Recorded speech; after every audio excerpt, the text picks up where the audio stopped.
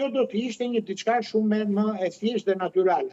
Dhe sigurisht pasaj në kushtet caktuara, me pretendimet caktuara, me prova dhe fakte caktuara mund të bëheshin dhe hapje apo ekzaminime ekstra të materialeve zgjedhore apo dhe të vetë numërimit të votave. Në këtë kontekst, do të thoja që kodi zgjedhor mund të kishte qenë jo më elastik, po më drejt për drejt. Por sikundre kemi theksuar dhe në herët e tjera, tu nuk është problemi i thjeshtë sa ndryshimeve apo armimeve në kodin zgjedhor. Ne kemi nevojë për ndryshime të thella kushtetuese në raport me proceset zgjedhore në Shqipëri.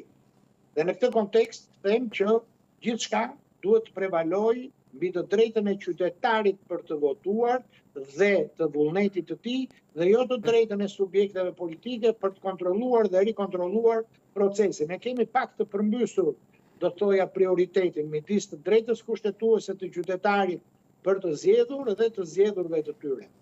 Nga ana tjetër, në eksperiencën time, në përvojën time të gjatë, qoftë si pjesë e Komisionit Qendror të Zgjedhjeve apo ashtu edhe politikës, ka dëshmuar gjithmonë procesi i rinumurimit dhe riverifikimit që nuk ka sjellë dhe nuk ka konstatuar probleme të rënda.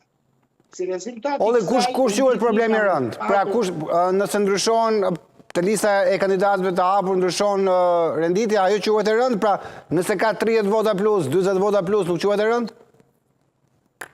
Atëre, tani se më lejoni të kaloj pak në një proverb popullor, është pak shtatzën apo shumë shtatzën nusja.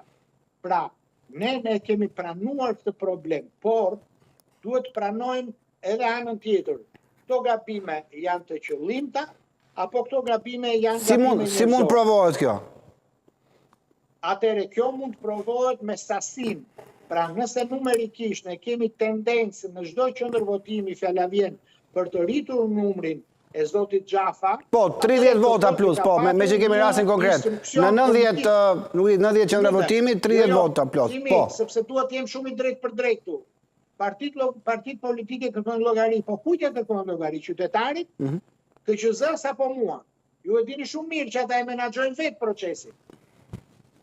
Që në komisionin zonal me marrjen e materialeve zgjedhore, në ditën e votimit, në vendin e numërimit. Tani kujtja kërkojnë të llogari partit politike. Dhe që ta dini, dhe e kam thënë dhe e them gjithnjë qartë, nëse ka devianca të kësaj natyre, këto devianca vijnë në mirë kuptim me të gjithë përfaqësuesit e subjekteve politike në grupet e numërimit. Se nuk mund të ndodhë një tjetërsim dhe pala tjetër të bëjë sikur se shikon. Dhe këtu pastaj do të flisim për një konspiracion shumë të madh. Jo që unë nuk kam predikcionin ta besoj, por në aspektin hipotetik edhe mund ta ngrej. Nuk mundet asnjë numërues të përcaktoj një votë të vlefshme apo të pavlefshme pa u dakordsuar me të 4 anëtarët e grupit të numërimit dhe në rast se ata kanë divergjencë në raport me këtë, shkojnë dhe konsultohen me përfaqësuesit e KZAZ-s. Pra është shumë publike dhe shumë Oke, se ka një problem vogël sinjali me Leonard Dollin, besoj do lidhemi sërish, duke diskutuar. Olli, jemi sërish bashkë, po, se pati një shputje, jemi sërish, po.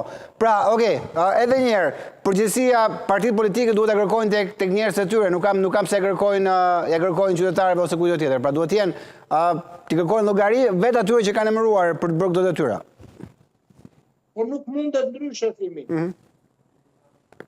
Është e pamundur, sepse kur bëhet vlerësimi i një flete votimit, përveç faktit që kalon nën kamera, janë edhe 3 anëtarët e tjerë të cilët bien dakord se kujt i kalon dhe si i kalon.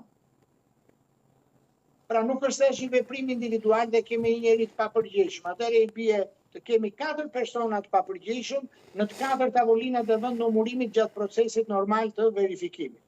Kështu që jam i prirur të besoj që më shumë kemi me qëndrime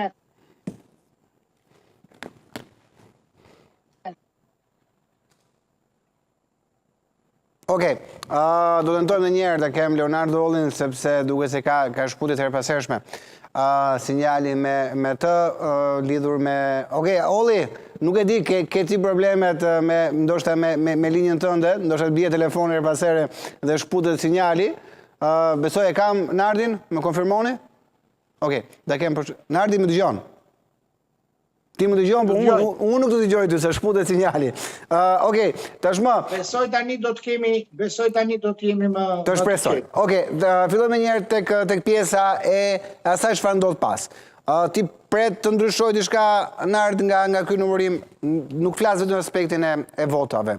Të ketë një impakt të qëndësishëm, ky proces i numërimit. Nëse do të kishim patur diferenca të ngushta mes deputetëve brenda të një...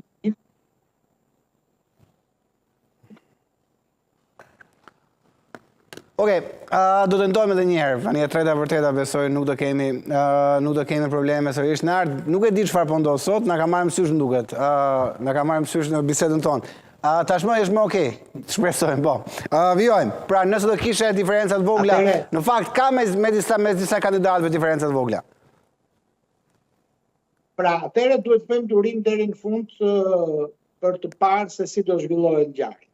Dhe masi të kemi bërë këtë durim të nevojshëm, duhet të gjithë palët dhe sigurisht partitë politike të ulen dhe të kuptojnë fare mirë se veprimet të tilla që mund të ndryshojnë dhe të afektojnë procesin zgjedhor deri dhe në se kush mund të zgjidhet ose nuk mund të zgjidhet, nuk është një proces apo një deformim që u vjen nga jashtë apo nga njëri ka, po është një përgjegjësi e përbashkët. Dhe në momentin që është një përgjegjësi e përbashkët, atëherë kjo do thotë që ne kemi nevojë urgjente të faktuar vit pas viti që fenomeni i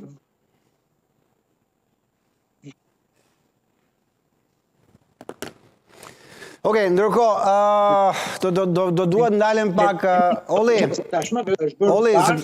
shkurtimisht sepse e shoh që e kemi të pamundur ta bëjmë këtë bisedë normale se po shputet her pas here.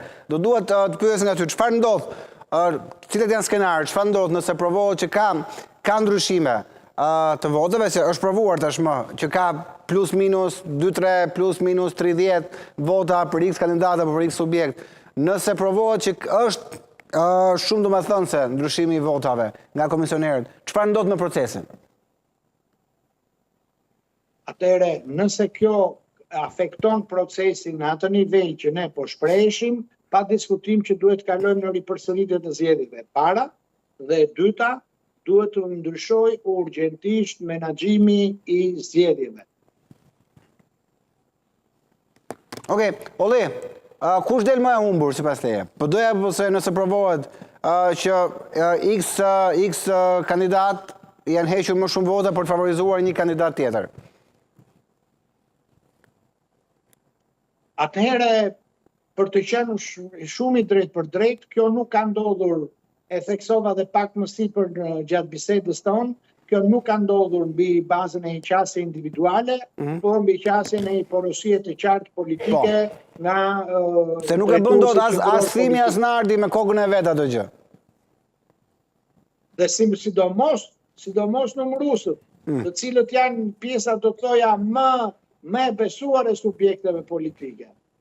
Okej, Olli, shumë faleminderit për kohën tënde, të uroj një vim bite sa më të mbarë. Faleminderit shumë, do të jemi sërish bashkë sepse do zgjasë ky proces. Shpresoj që në javën vim të kemë dhe në studio. Të përshëndes, faleminderit shumë.